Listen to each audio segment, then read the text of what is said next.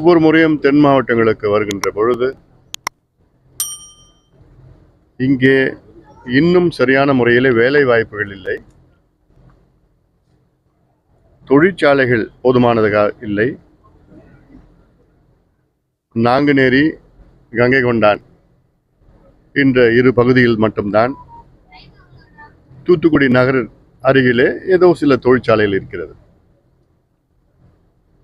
மற்றதெல்லாம் தீப்பெட்டி தொழிற்சாலை, பட்டாசு தொழிற்சாலை எங்க கோயில்பட்டியிலும் சிவகாசியிலும் இருக்கிறது. இது போதுமானது கிடையாது.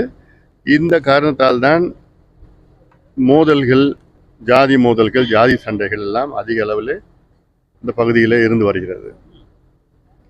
கல்வியிலே முதல் 10 இடத்திலே பிடித்திருக்கிறது தென் மாவட்டங்கள்.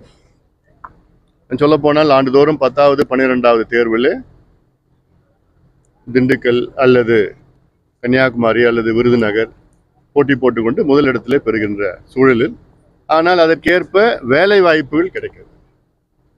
இது தொடர்ச்சியாக சொல்லி வருகின்றோம்.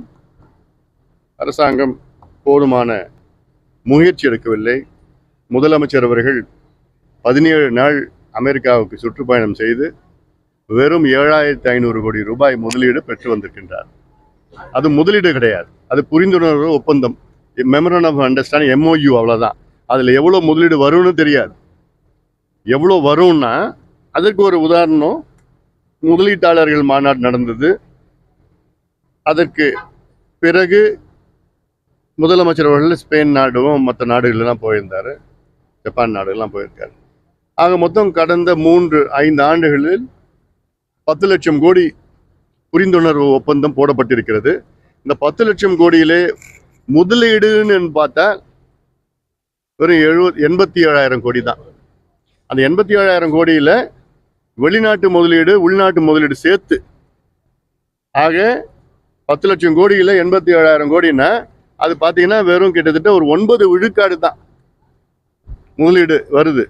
அப்போ இப்போ முதலமைச்சர் போயிருக்காருல்ல அமெரிக்காவில், அதில் 10 விழுக்காடு தான் எதிர்பார்க்கணும். வெறும் 750 கோடி தான், அதுக்கு மேலே வராது. அப்போ இதுக்கு இவ்வளோ நாள் போயிட்டு இது நிச்சயமாக இந்த பயணம் என்னை பொறுத்த வரைக்கும் ஒரு தோல்வியாக தான் நான் பார்க்குறேன் நான். ஏன்னா மற்ற மாநில முதலமைச்சர்கள்லாம், தெலுங்கானா முதலமைச்சரோ, ஆந்திரா முதலமைச்சர், மகாராஷ்டிரா முதலமைச்சர் எல்லாம் போனாங்கன்னா 50,000 கோடி 80,000 கோடின்னு வாங்கிட்டு வராங்க.